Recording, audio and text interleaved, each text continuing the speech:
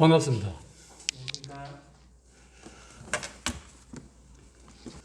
에베소서 5장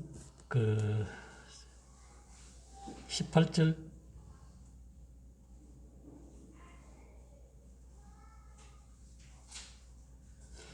가다라 이어드리겠습니다. 술 취하지 말라.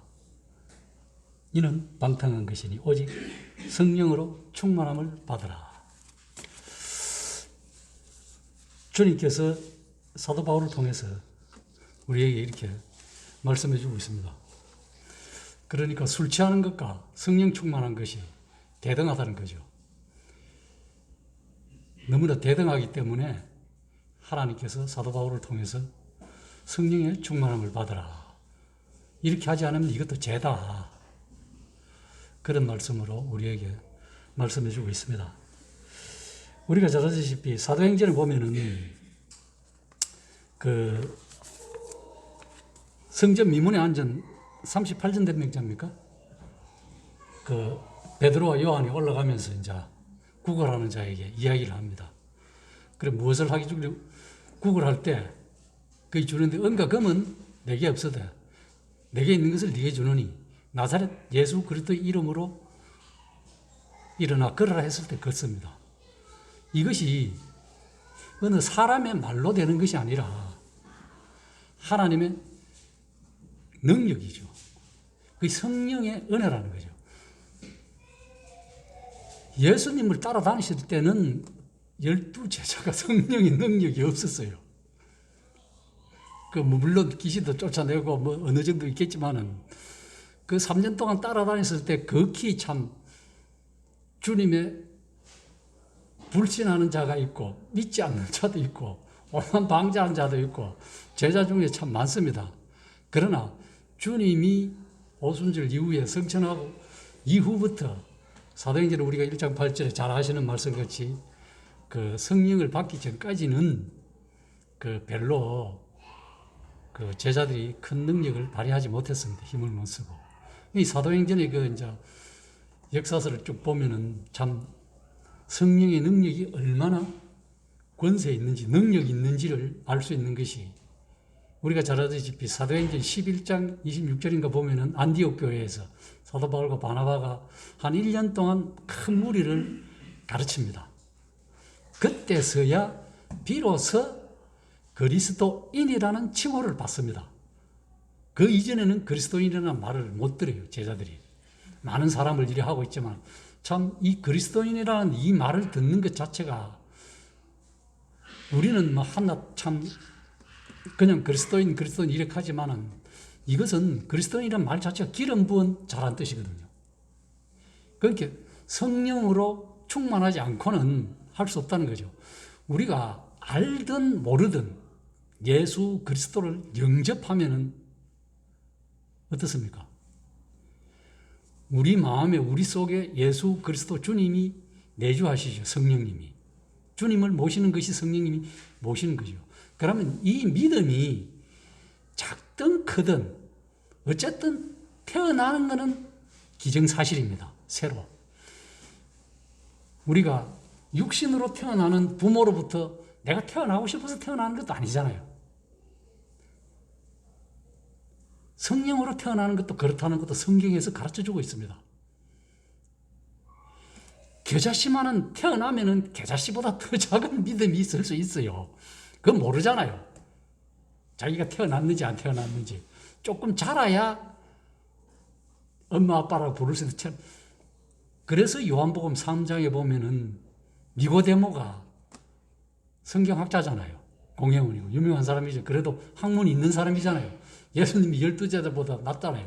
예수님이 12제자는 전부 다 학문이 없는 범인이라고 그렇게 성경에 표현되어 있는데 그래도 니고데모는 관원이고 학문이 있는 사람이에요. 바리새인이고. 그런데 그분이 예수님이 그렇게 네가 성령과 물러나지 않으면 하나님 나라에 갈 수 없다. 이 말씀을 들었을 때 왜 그래요 하는 의문을 안 던졌습니다. 의문을 안 던졌어요. 그럼 어떻게 하면 다시 태어날 수 있어요? 어떻게 하면 이걸 물은 거예요. 오늘날을 살아가는 저희들은 그럼 어떤가? 왜 사도 바울이 술 취하지 말고 성령의 충만함을 받으라 그랬을까? 우리 속에 성령님이 계시지만은 이 성령님이 활동 안 하고 가만히 있을 수가 있습니다. 내가 어떤 일을 하든 가만히 있을 수, 우리는 성령을 의지하고 성령의 일을 할 수 있지만은 성령의 일이 안 하고 내 일이 내 육신적인 생각에서 내 세상적인 지혜로서 일을 할 수 있다는 거예요. 그래서 성경은 성령에 대해서 많은 말씀들을 해주고 있습니다. 제일 태초에 하나님께서 우리가 하나님이 천지를 하늘과 땅을 창조하고 나서부터 어떻게 했습니까? 하나님이 신이 흑암 중에 운행하시느라 태초부터 성령은 운행하신 거예요. 이 지구가 어두웠을 때 하나님의 빛이 비춰가지고 밝혀주셨듯이 이 세상에 죽어있는 영혼들이 예수 그리스도의 빛, 말씀, 성령이 옴으로 살아난다는 거예요. 그래서 어둠, 흑암이 물러가는 거예요. 이것을 받아들이는 사람한테는 광명이고 빛이지만 이것을 안 받아들이는 사람한테는 흑암과 어둠이, 아직까지 그 어둠의 권세에 있다는 거예요. 다르게 말하면 사탄의 권세 아래 놓여 살아간다는 거죠. 종으로. 누구의 종이냐? 사탄의 종이냐 예수 그리스도의 종이냐에 따라서 틀린다는 거죠. 그것이 천국과 지옥을 가른다는 겁니다. 그래서 우리가 잘 아는 요한복음 5장 24절 보면 어떻습니까? 요한복음 5장 24절에 보면 내가 진실로 진실로 너희에게 이르노니 내 말을 듣고 나 보내신 이를 믿는 자는 영생을 얻을 겁니다. 심판에 이르지 아니하나니 사망에서 생명으로 옮겨졌느니라. 그 다음 25절입니다. 25절에 보면은 어떻게 쓰가 있습니까? 진실로 진실로 너희에게 이르노니 죽은 자들이 하나님의 아들의 음성을 들을 때가 오나니 곧 이때라. 듣는 자는 살아난다. 하나님의 말씀을 들을 때 언제든지 듣는 자는 살아난다는 거예요. 우리가 창세기 2장에 보면은 하나님이 흙으로 사람을 빚어서 그 코에 생기를 숨을 불어넣습니다. 그럼 살아있는 생명이 되고 사람이 된 거예요. 그때는 하나님께서 코로 숨을 불어넣어서 살아있는 생명이 되어 살아나서 사람이 되었지만 오늘날은 가라면 동일하다는 거죠. 하나님의 말씀, 즉 성경 말씀을 듣는 자는 살아. 어떻게 듣느냐에 따라서 틀리는 거죠. 어느 때든지 하나님의 말씀, 생명의 말씀, 이 영생의 말씀을 듣는 자는 살아난다는 거예요. 이것이 성경의 구원관입니다. 기독교 복음이 진리죠.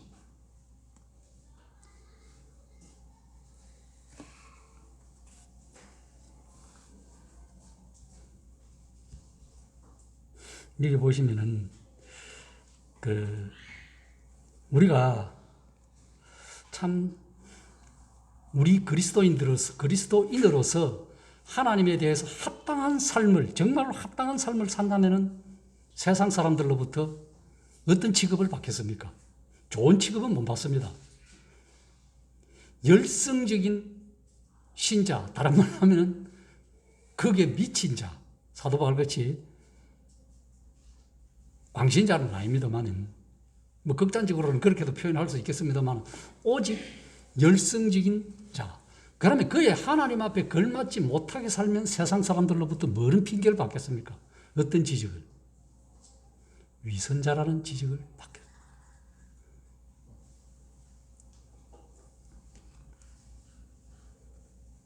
우리는 성도들은 세상 속에서나 세상을 기쁘게 살아갈 수 없습니다. 하나님을 기쁘게 하고 하나님 앞에서 기쁘게 살아갈 수 있는 존재로 이미 새로운 피조물이 되었어요.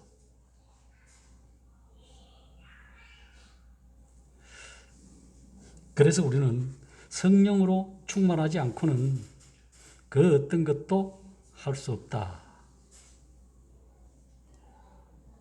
우리가 대충 이 세상을 살아갈 때 내가 구원받기 전에 환난과 시련을 많이 당했는가? 구원받고 난 이후에 시련과 환난이 많은가?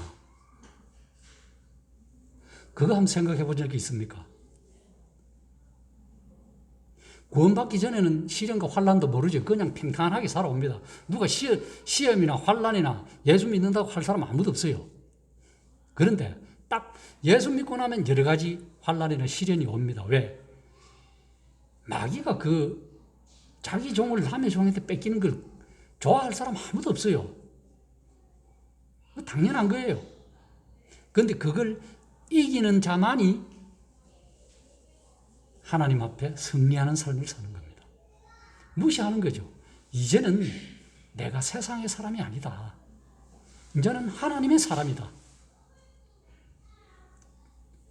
세상에 있을 때는 내 마음대로 이렇게 했지만 이제는 내 마음대로 하는 것이 아니잖아요. 우리가 잘 아시다시피 갈라디아 2장 20절에 있습니까? 안 있습니까? 내가 그리스도와 함께 십자가에 못 박혔나니 그런즉 이제는 내가 사는 것이 아니다. 오직 내 안에 그리스도께서 사신다. 맞잖아요. 이제 내가 육체 가운데 사는 것은 우리를 사랑하사 나를 위하여 자기 자신을 버리신 하나님의 아들을 믿는 믿음 안에서 산다는 겁니다. 이런 삶을 살 때 성령의 충만한 삶으로 살아갈 수 있지 않나 이런 생각을 해볼 수 있습니다. 나 자신을 위해서 살아간다면 성령이 충만한 것이 아니라 갈라디아 2장 20절 말씀을 위배하며 살아가는 거죠.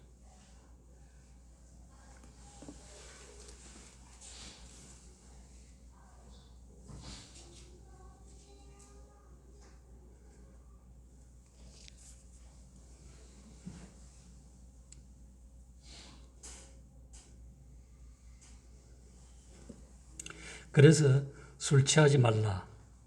성령의 충만함을 받으라. 그래서 성령의 충만함을 받지 않는 것은 술 취하는 죄와 같다. 우리는 이 명령을 분명히 지켜야 됩니다. 술을 먹어서 술 취하는 것이 아니라 다른 어떤 것에도 취하든 하나님의 말씀에 묵상하고 숙고하지 않는 그 자체도 어떤 면에서는 너무 비약적인가는 모르겠습니다만 술 취하는 죄와 같다는 거죠. 둘 중에 하나는 거지. 이 명령은 어떻게 보면 절대적입니다. 그래서 우리 성도들은 성령으로 충만하지 않는 것은 마치 술 취하는 것 같이 하나님께 죄를 짓는 것이다.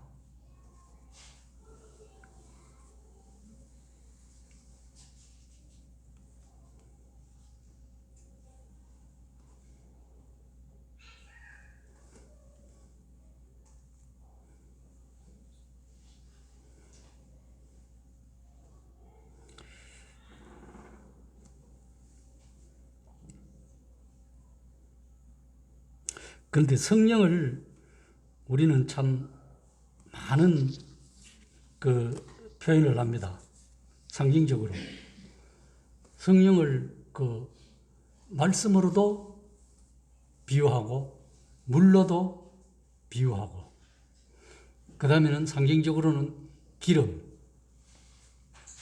그럼 또 비둘기, 불, 이렇게 하는데 모든 것을 상징적으로 하는 것이 아니라 때에 따라 그렇게 하나님께서 우리에게 알기 쉽게 이야기해 주고 있습니다. 바람, 호흡. 우리의 삶 속에, 내 삶 속에 가만히 생각해 보면은 구원받고 난 이후의 삶 속에 정말로 하나님 말씀 속에서 내가 푹 잠겨서 정말로 성령의 임재하심 속에 물론 있지만 그것을 참 느끼면서 정말로 살아가고 있는가. 제 자신의 경우를 가만히 봤을 때는 참 죄송스럽게도 그렇게 크게 일반인은 아니나 그렇게 살아온 것 같아요. 왜? 이 말씀을 다시 한번 묵상하다 보니까 아, 내가 이 삶이 정말로 이것이 아니었구나 하는 것을 다시 한번 느끼게 되는 제 자신의 계기가 된 거예요. 이 하나님 앞에서 다시 한번 감사가 되는 게 왜? 여러 사람 앞에서 더군다나 하나님의 귀중한 교회 앞에서 이런 이야기를 할 때는 내 자신부터 점검을 해봐요. 말은 그렇게 하면서도 실제적인 내 삶에서는 그것이 그런 자태와 자세로 살아가지 못한다면은 그냥 허구형에 치는 메아리는 거죠. 아무 소용이 없다는 거죠. 그래서 참 말씀을 이래 순간순간 이래 묵상해 볼 때마다 참 죄송스러운 마음이 있어요. 참 이렇게 살아오지 못했는데 그럼에도 불구하고 내 생명을 거두어가지 아니하시는 하나님 앞에 감사하고 너무나 큰 장래일을 생각해 보면 이 땅에서의 참 삶 속에서 내 삶이 참 어렵고 힘들지만 이 구원의 은혜만큼 더 큰 것이 없다.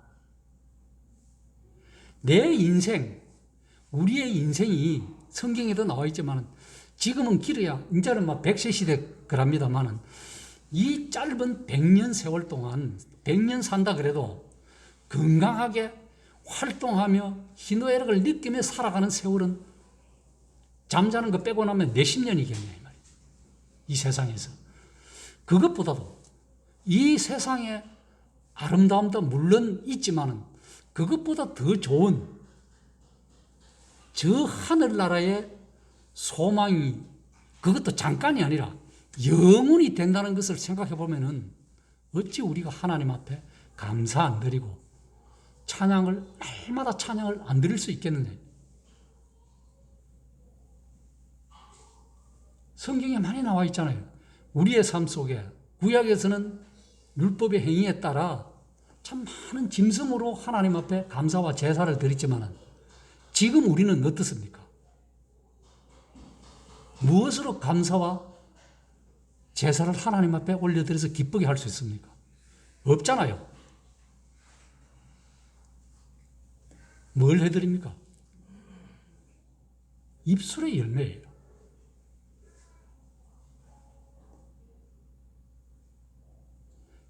우리는 입으로 하나님 앞에 찬양드리고 감사하는 것만 이것이 수송해서 어떤 짐승을 드리는 것보다 내 입술로 내 마음에 정말로 감동, 감격해서 하나님 앞에 드리는 이 예배의 제사야말로 하나님이 정녕 기뻐 받으시는 그것이 오늘날 살아가는 성도들의 은혜입니다.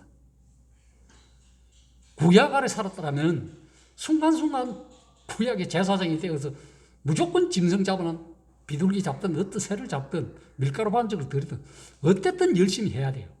그러나 이 은혜 아래에서 은혜의 복음 아래에서는 내 입술로 하나님 앞에 드리는 것이 큰 감사로 드리는 것이 하나님이 기뻐 받으신다는 것이에요. 매주 수요일마다 나옵니다만 다음 주 수요일에 하면 12장 13절에 배우면 히브리서에 그 나와 있어요. 입술이. 그것보다 더 귀중한 찬양이 없지 우리가 드리는 것.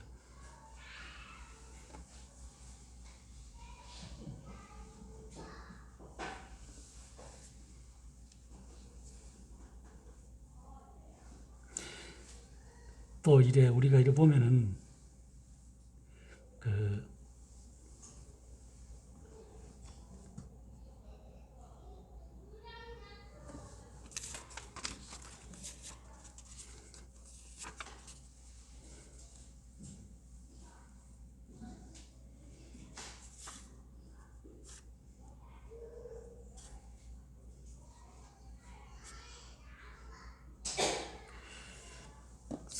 성령으로 충만한 사람은 항상 승리의 삶을 산다. 물론 때때로 우리가 내 자신의 잘못으로 실패하는 삶을 살 수도 있습니다. 그러나 사도행전에 보면은 사도행전 20장에서 22절로 보면은 그런 말씀이 있습니다. 보라, 내가 영안에 메인바되어 예루살렘에 간다. 거기서 내게 무슨 일이 일어나는지 알 수는 없지만 아마 성령께서 각 성읍에서 증거하여 말씀하셨다. 결박과 고난이 나를 기다린다고 하나 사도 바울이 나의 달려갈 길을 기쁨으로 마치고 내가 주 예수로부터 받은 사명, 사역이죠. 하나님의 은혜의 복음을 전가하기 위해서라면 자기 생명조차도 조금 더 아끼지 아니한다. 이렇게 사도 바울은 말씀하고 있습니다. 주님은 성령님의 사역을 통하여 결국 사람이죠. 우리 대명동교회 성령님의 사역을 통하여 영광을 받으신다는 거예요. 우리 또한 개개인의 역사를 통하여 영광을 받으신다. 그래서 요한복음 16장 14절에 보면은 주님이 우리를 영화롭게 한다. 그분께서 주님께서 우리 것을 받아서 하나님께 받아서 너희에게 알려주신다. 그래서 우리가 잘 아시는 요한복음 15장에 보면 포도나무 비유 나와 있잖아요. 주님은 참 포도나무다. 나와 아버지는 농부다. 내 안에서 열매를 맺지 못하는 가지마다 제거해 버리고 열매 맺는 가지마다 깨끗하게 한다. 그래서 너희는 내가 너희에게 일러준 말로 깨끗해졌다. 내 안에 거하라. 그러면 나도 너희 안에 거하겠다. 이게 주님의 말씀이에요.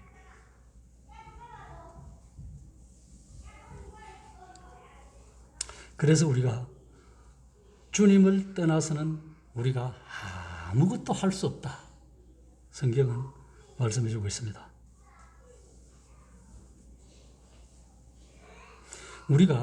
우리 대명동 교회가 열매를 많이 맺는다면 누가 영광을 받느냐? 우리에게도 기쁨과 즐거움이지만 그것보다 더한 하나님께서 영광을 받으신다는 거예요. 성령으로 충만한 삶의 결과는 하나님께 영광이 될 뿐만 아니라 결과는 이 땅에 사는 우리 성도들에게 즐거움과 기쁨이라는 거예요. 이것이 하나님께서 우리에게 주는 특권입니다. 우리에게 이런 평강과 평안이 없다면 왜 예수 믿겠습니까?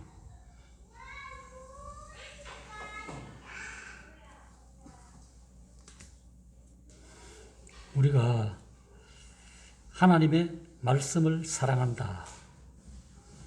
우리가 단지 읽기만 하는 것이 아니라 하나님의 말씀을 사모해야 됩니다. 묵상하고 밤낮으로 묵상하고. 그래서 욥이 이런 표현을 했어요. 욥기 23장 12절에 보면은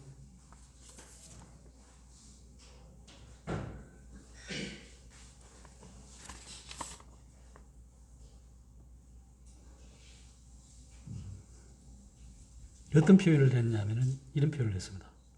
내가 그의 입술의 명령을 어기지 아니하고 정한 음식보다 그 입의 말씀을 귀히 여겼도다. 즉 말씀을 너무나 사모한다는 거죠.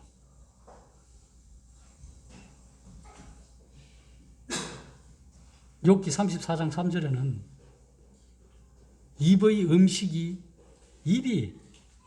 음식의 맛을 분별한 같이 우리 듣는 귀도 말을 분별한다는 거예요. 그러니까 하나님의 말씀을 정확히 숙고하고 들어야 된다는 거죠. 읽고. 잘못 들으면 잘못된 길로 가게 되어 있어요. 우리의 입이 음식의 맛을 분간하잖아요. 맛있다, 맛없다, 짜다, 맵다, 싱겁다, 시다.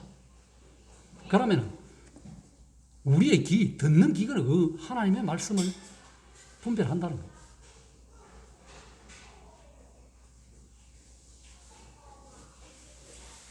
그래서 예레미야 선지자는 예레미야 15장 16절에 어떻게 표현하냐.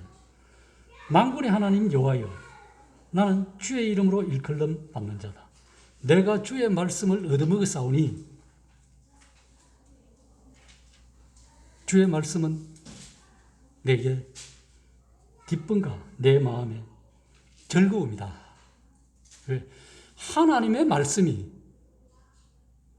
듣고 읽고 우리가 묵상할 때 기쁨이 안 되고 즐거움이 안 되면 이건 고통이잖아요. 이 땅에 살아가면서 물론 세상으로부터 오는 환난과 시련이 있지만 그것을 승리하고 이길 수 있는 방법은 하나님 말씀밖에 없어요. 그래서 하나님의 말씀은 나의 방패시오, 나의 구원의 뿌리시오, 산성이시오, 요새시오. 시편 저자가 계속 그렇게 이야기해주고 있습니다. 그러면서 계속 찬양을 해요. 시편은 고통 중에서도 찬양하고 시련 받으면서도 찬양하고 찬미하는 거예요. 왜? 내 피할 바위요 산성이고 방패이기 때문에 그렇습니다. 사탄이 아무리 불화살을 쏘아도 성령의 검이 있고 호신경이 있고 방패가 있으니 겁낼 것 없잖아요, 우리에게. 그래서 승리하게 기쁘고 내 마음에 즐겁다는 거죠. 그럼 뭐 이 땅에 사는 성도들이 매일 시련당하고 고통당하면 그건 뭐 어쩌겠습니까? 우리가 욥을 보면 알잖아요.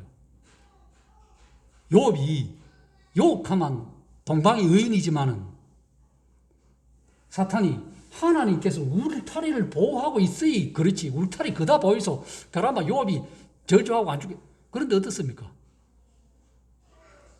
사탄이 자꾸 꼬시잖아요, 하나님 앞에. 그래, 마지막에는 생명은 손대지 말고 육체에 병들든가 어떻게 하든가 하라 그랬어요. 생명만 안 건들고. 시민은 아내까지 하나님을 저주하고 죽으라 그러잖아요. 욥 보고 남편을. 그래도 욥은 안 그럽니다. 나중에는 어떻게 해요? 자기의 잘못을 어떻게 회개합니다. 어쨌든 욥은 회개를 해요. 그러면서 몇 배나 더 축복을 받잖아요. 한 예입니다만 성경이 고대 시대 사회 때 그런 어려운 욥이 살았지만 오늘날이라고 우리에게 그 교훈이 안 되겠습니까?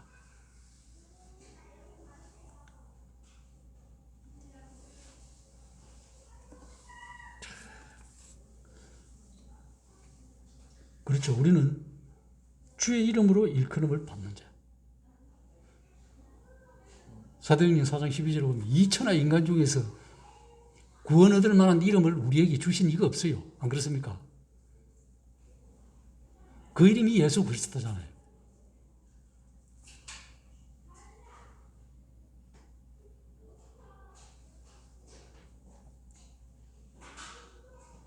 그래서 우리는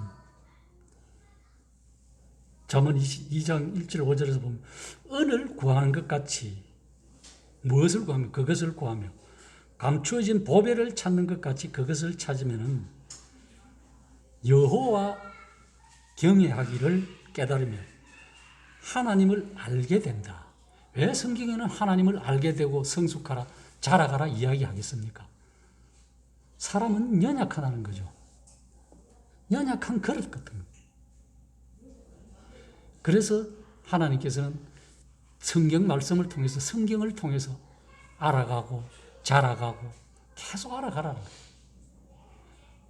이 땅에서 뭐 하나님을 이만하면 됐다 하는 사람이 세상 천지 어디 있겠습니까? 그거는 교만이 치솟은 거죠.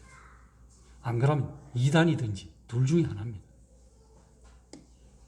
절대 하나님을 경외하고 겸손한 사람은 그렇게 이야기하지 않습니다. 읽어도 항상 부족하다는 거죠. 왜 사도 바울이 그렇게 부족하다고 이야기를 하겠습니까? 성경 곳곳에. 사도 바울같이 제자 중에서 그래도 직접 만난 건 아니지만 다메섹 도상에서 하나님을 빛을 만나고 거기서 꼬꾸라져서 자기 의지를 굴복시켜서 사도가 된 사도 바울이 다른 사람도 다 이야기하잖아요. 사도보다 더 작고 성도보다 더 작고 단순 디모데전서에 가서는 하나님이 구원을 준 이것이 죄인주의 개수라는 이런 고백을 왜 할 수 있느냐 이거죠. 오늘날 우리가 죄인 중에 개수락하면 와, 저 사람 뭐 죄를 지었나 안 지었나 그런 걸 따질 것이 아니라 그 심중에 정말로 하나님 앞에 살아가면 살아갈수록 사도 바울이 하나님 말씀을 적게 전했겠습니까? 모든 사람이 감옥에서부터 오만 사람을 다 만나고 전했는데 하나님을 알고 예수 그리스도께서 행하신 일을 깊이 묵상하면 알아갈수록 자기 심중에는 내가 죄인이라는 거죠. 죄인이라서 죄인일 게 아니라 이 세상 자체가 그렇게 된다는 거죠. 얼마나 겸손한 자세입니까? 정말로 겸손한 자세요.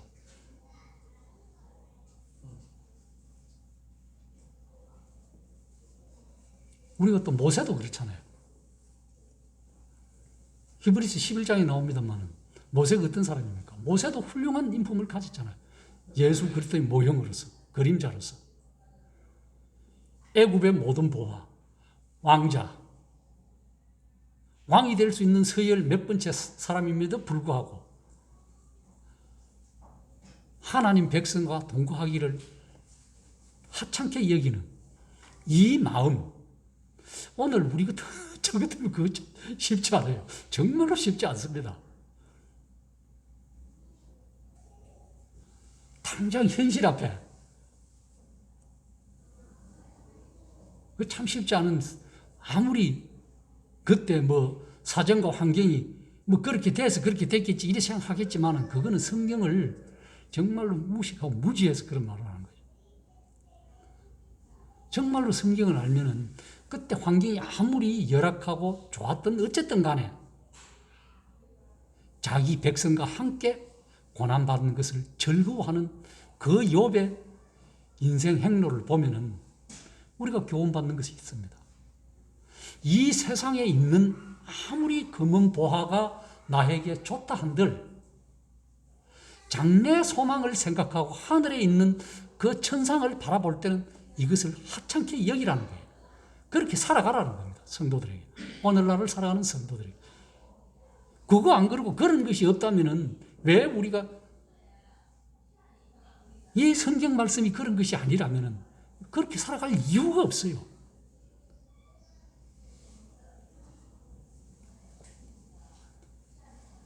다윗의 전리품이 아무리 훌륭해도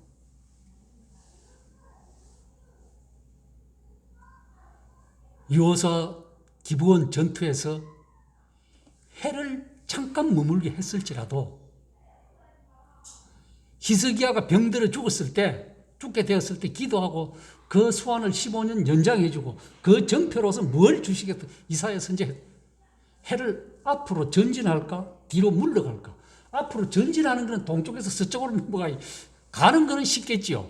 뒤로 물러가기 해 10도가 물러가잖아요. 10도가 뭐 어느 정도 되는 건 모르지만은 그것 때문에 옛날에 그 미국 나사 우주국에서 그 달나라에 갈 때 뭐 계산이 안 돼갖고 컴퓨터로서 그래 누가 어느 기독교 학생이 자기가 어렸을 적에 성경에 있는 그 내용을 듣고 그걸 포함해서 10도가 어느 말 그걸 포함해갖고 계산을 하니까 우주로 갈 수 있었다는 놀라운 현실 속에 있는 역사입니다. 이런 능력이 하나님이에요. 우리도 그렇잖아요. 우리도 앞으로 진보하고 전진해야지 뒤로 해 10도 물러가는, 물론 그 예화는 다르겠습니다만 내용은 물러갈 필요 없고 여호수아가 기브온에 전쟁했을 때 아말렉과 전쟁했을 때 해야 달아 중천에 머물러라 그랬을 때 우리가 머물러 있을 이유는 없잖아요. 아무튼 오늘을 살아가는 성도들은 어쨌든 하나님의 말씀에 성령의 충만함을 받고 승리하는 삶을 살아가는 것이 장래 그 나라에 갔을 때 우리는 모르겠지만은 상급의 풍성함을 있다는 거예요. 보응은 반드시 있습니다. 그래서 모태복음에 반석이의 집을 7장에 보면 반석이의 집을 짓겠느냐 모래 위에 집을 짓겠느냐 그 말씀해 주고 있잖아요. 우리의 구원받는 순간 그 순간부터 우리는 반석 위에서 살아가는 거예요. 모래 위가 아닙니다. 민물 썰물 와서도 확 썰어가면 없어지는 모래성이 아니에요. 단단한 반석입니다. 그 반석에서 구약에서는 물이 나오잖아요. 영혼의 소생뿐 아니라 육체의 소성함을 입는 것이 물이에요. 그 물이 흘러 요한복음 4장에서는 생수의 근원, 7장에서는 생수의 강, 우리가 잘 아는 에스겔서 47장에는 성전 문지방에서 물이 흘러나옵니다. 그 물이 흘러서 동쪽, 북쪽, 남쪽으로 다 흘러서 가는 곳마다 생명이 살아난다는 거예요. 그게 뭐입니까? 성령님께서 하시는 거예요. 삼위 하나님께서. 그러니까 죽었던 영혼이 하나님의 말씀을 듣는 때마다 듣는 자마다 살아난다는 거예요. 그 듣는다는 건 뭐예요? 그 듣는 거를 믿느냐 안 믿느냐 그거예요.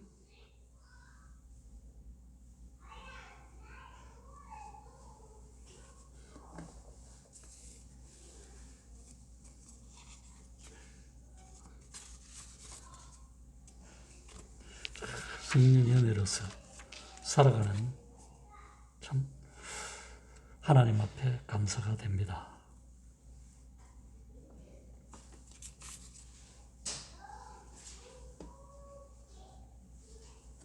그래서 성령님께서는 우리가 참 변할 수 없는 것이 있는데 성경에서 우리에게 말씀해 주는 것이 우리가 잘 아는 고린도전서 6장에 보면은 그 19절 20절에 보면 어떻게 표현해 주고 있습니까? 너희 몸은 너희가 하나님께로부터 받은 바 너희 가운데 계신 성령이 전인 줄 알지 못하느냐. 너희는 너희의 것이 아니다. 값으로 산 것이 되었으니 너희 몸으로 하나님께 영광을 돌리라는 겁니다. 그래서 이 영광 돌리는 것이 어떤 거냐? 로마서 우리가 잘 아는 로마서 12장 1, 2절에 나와 있잖아요. 이 형제들아 내가 하나님의 자비하심으로 너희를 권하노니 사도 바울이 그렇게 너희 몸을 하나님이 기뻐하시는 거룩한 산제물로 드리라. 이는 우리가 드리는 영적 예배다. 그래서 이 세상을 세대든 세상이든 그 어떤 것이든 본받지 말고 오직 마음을 새롭게 함으로 변화를 받아 하나님이 선하시고 기뻐하시고 온전한 뜻이 무엇인지 분별해서 살아가라는 겁니다. 이 세상에서. 그게 오늘날 우리가 성령 충만한 삶을 살아갈 수 있는 비결이에요.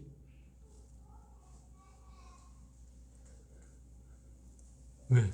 그래서 예수 안에는 신성의 하늘의 모든 성품이 모든 충만이 육체로 거하시고 우리도 예수 그리스도 안에서 충만하여 졌다는 거예요. 그것이 골로새서 2장 9절 10절 내용입니다. 모든 통치자와 권세의 머리시다. 그 안에서 온전하게 된 성령 충만하게 된다는 겁니다. 그래서 주님의 영이 계신 곳에는 참 자유함이 있다는 거예요. 고린도서 3장 17절 말씀. 그래서 성령께서는 고린도서 1장 22절에 보면요. 12절. 그가 또한 우리에게 인치시고 보증으로 우리 마음에 뭘 주신 성령을 주셨다는 겁니다. 에베소서 1장 13절에는 그 안에서 너희도 진리의 말씀을 듣고 곧 너희 구원의 복음을 듣고 그렇잖아요. 성경 말씀 복음을 듣는 거 듣고 그 안에서 또한 믿어. 안 믿으면은 아무리 복음을 듣고 구원의 말씀을 듣더라도 안 믿으면은 소용이 없는 거예요. 믿어 뭘 받느냐? 하나님께서 주님께서 내가 가면은 다른 보혜사를 보내시겠다는 이 성령을 보내시겠다는 이 성령의 여기 보면은 약속의 성령으로 인쳤다는 거예요. 도장 찍었다는 겁니다. 우리는 누가 뭘 하든 버려줄 수 없어요. 배도할 수가 없습니다. 이런 말씀 속에 이 말씀이 있음에도 이 진정 참으로 자기 마음에 이런 성령의 인천 받았다면 절대 배도할 수 없고 다른 데 갈 수가 없어요. 갔다가도 돌아오는 게 정상입니다. 그래서 사상 30절 에베소 33절에는 이렇게 얘기해요. 하나님의 성령을 근심하게 하지 말라. 그 안에서 너희가 구원의 날까지 인치심을 받았다는 거예요. 구원의 날. 마지막 날까지. 우리의 영혼은 이미 하늘에 안치운바 됐지만은 우리의 육신은 이 땅에서 아주까지 안 입었어요. 언젠가는 육신도 그래 있겠지만은 로마서에 있듯이 거의 구원의 날까지 인치심을 받은 이런 확실한 약속의 말씀이 있으니 어떻게 우리가 변질되어 갈 수가 있느냐는 거죠.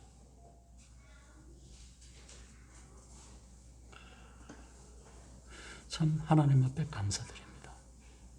우리는 우리의 근본된 제약된 우리의 마음, 온갖 더러운 악으로 가득 찬 이 마음이 예수 그리스도의 십자가의 보혈로 제 시선 받고 깨끗하게 되었을 뿐만 아니라 나에게 이 무거운 짐들, 제약된 짐들, 제 책임 짐들을 예수 그리스도께서 다 짊어지고 가셨잖아요.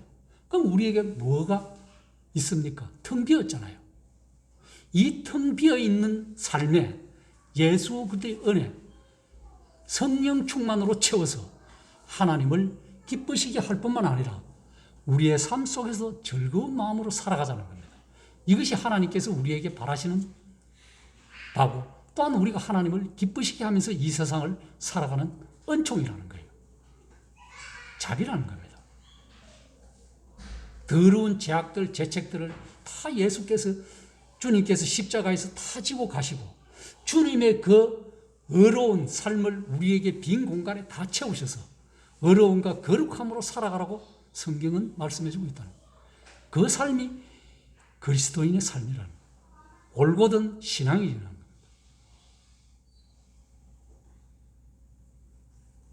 그래도 우리는 참 여기 거르트기에 싹이 나서 남아있는 유대인과 같이 대명동 교회 하나님의 말씀을 묵상하고 읽고 물론 다른 데도 다 그래 합니다. 그러나 어느 만큼 하느냐에 우리 각자의 개인의 역량이 달려있다는 거죠. 하나님의 뜻을 분별하면서 가는 거예요. 그것은 각자의 하나님 앞에 목입니다. 그래서 여호와는 내게 부족함이 없으리라. 그래서 시편 119편 105편은 어떻게 되겠습니까? 그 말씀만 보고 마치겠습니다.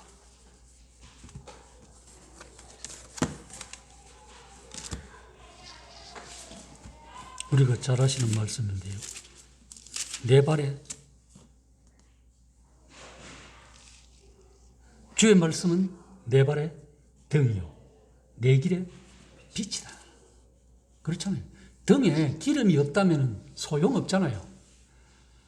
우리가 잘 아시는 마태복음 25장에 그 열천의 비유 나오잖아요.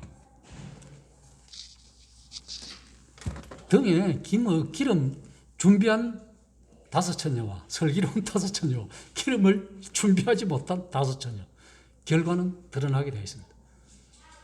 내 발의 등이요 내 길에 빛이 되는 이 말씀, 이 성령 충만한 삶을 우리 모두 다 살아가기를 바라는 있습니다. 감사합니다.